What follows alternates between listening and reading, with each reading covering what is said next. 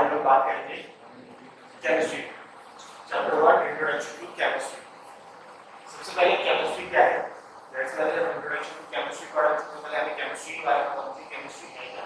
Chemistry science की वो branch है, जैसे कि आपको पता है साइंस की मुख्तलिफ ब्रांच है, जैसे फिजिक्स हो गई, केमिस्ट्री हो गई, मैथ और बहुत सारे ब्रांच, बायोलॉजी हो गई। केमिस्ट्री साइंस की वो ब्रांच है जिसमें हम मैटर्स, प्रॉपर्टीज और उसकी कॉम्पोजिशंस के बारे में, तमाम चीजों के बारे में पढ़ते हैं। सही है ना? उसमें हमारा मैटर हो गया, उसके अंदर के क्या कहते हैं अपना प्रोटॉन होगा, इलेक्ट्रॉन होगा और न्यूट्रॉन होगा, फिर उसके बाद आप कहते हैं ऑर्गेनिक होगा, लिविंग कंपाउंड होगा, नॉन लिविंग कंपाउंड होगा, फिजिकल लॉज होगा, केमिकल बनाने हैं जो आप जनरल डेली लाइफ में यूज करते हो, सब हम केमिस्ट्री में पढ़ते हैं। ठीक है ना? अच्छा, केमिस्ट्री वैसे पता है कि जब एक फील्ड इजाद हुई तो उसके बाद फिर कुछ साइंटिस्ट ने इस पे वर्क करना स्टार्ट किया, कुछ लोगों ने इस पे वर्क करना स्टार्ट किया। तो सबसे पहले आते हैं ग्रीक पीरियड। ग्रीक पीरियड में आपको सबसे पहले मिलता है कि एटम, दैट्स व्हाई केमिस्ट्री में सबसे पहले जो आया वो एटम आया। एटम क्या होता है?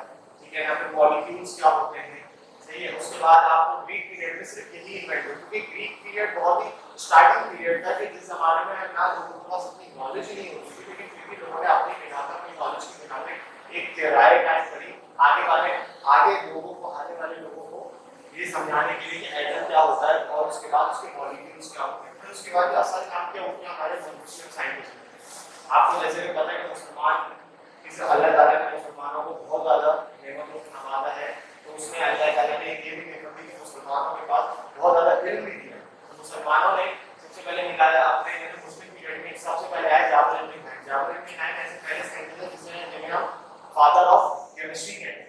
क्यों कहते हैं? क्योंकि इन्होंने सबसे पहले जो निकाला वो उस जमाने में एक्सपेरिमेंटल मेथड, इन्होंने इन्वेंट किया experimental method of nitric acid, HCl and white heat. ये तीन ऐसे होमोजेनस क्या कहते हैं कंपाउंड के जिनके इन्होंने एक्सपेरिमेंटल मेथड निकाला, इनकी प्रिपरेशन बनाई।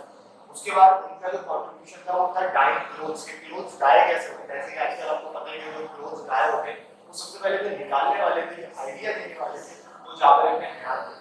और उसके बाद हमने एक्सट्रैक्शन ऑफ मेटल्स, क्योंकि आज आपको पता है कि अभी आप आगे पढ़ेंगे चैप्टर नंबर 16 में इसका कि एक्सट्रैक्शन ऑफ मेटल्स किस तरह होते हैं, तो वो भी आइडिया जो सबसे पहले दिया वो सबसे पहले जाबर इब्न हैन ने दिया।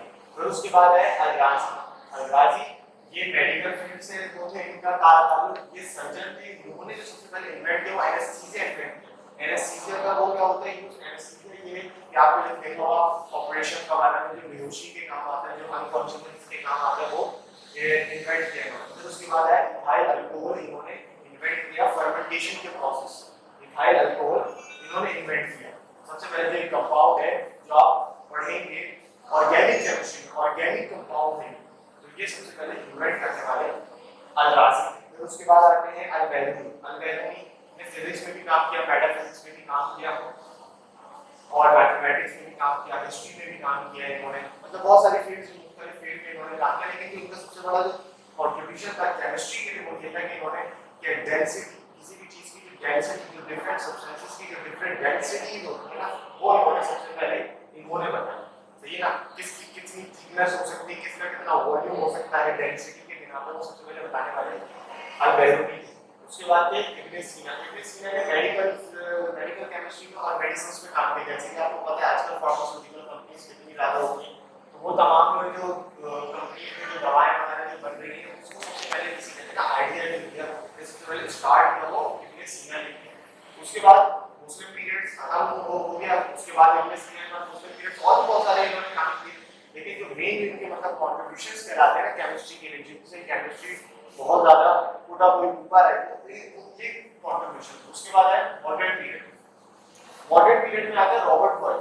रॉबर्ट बॉयल को फादर ऑफ मॉडर्न केमिस्ट्री कहा जाता है। याद रखिएगा, जाबर इब्न हैन को फादर ऑफ केमिस्ट्री कहा जाता है क्योंकि ये सबसे पहले केमिस्ट्री के वो बंदे थे जिन्होंने ये तमाम चीजें इन्वेंट करी, एक्सपेरिमेंटल मेथड बनाया। लेकिन रॉबर्ट बॉयल क्योंकि मुस्लिम पीरियड के बाद आए तो फादर ऑफ मॉडर्न केमिस्ट्री कहा जाता है क्योंकि इन्होंने और मॉडिफाई किया कि हमें सिस्टमैटिक वे में पढ़ना चाहिए, मतलब इधर-उधर की चीजें नहीं, सिस्टम में पढ़ना चाहिए कि पहले क्या पढ़ना है, फिर बाद में कौन सी चीजें पढ़नी, सिस्टमैटिक वे में। ठीक है ना? इन्होंने फॉर्मूले बताया ताकि हमारी जो इक्वेशंस है ताकि और आसान होती चले हमारी केमिस्ट्री। ठीक है ना?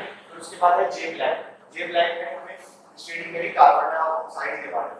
फिर जे प्रिस्ले ने इसी तरह हमें ऑक्सीजन बताई, सल्फर डाइऑक्साइड बताई, हाइड्रोजन क्लोराइड के बारे में उन्होंने स्टडी करी, मतलब 3 मेन जैसे कहते हैं कंपाउंड इन्होंने इन्वेंट करे।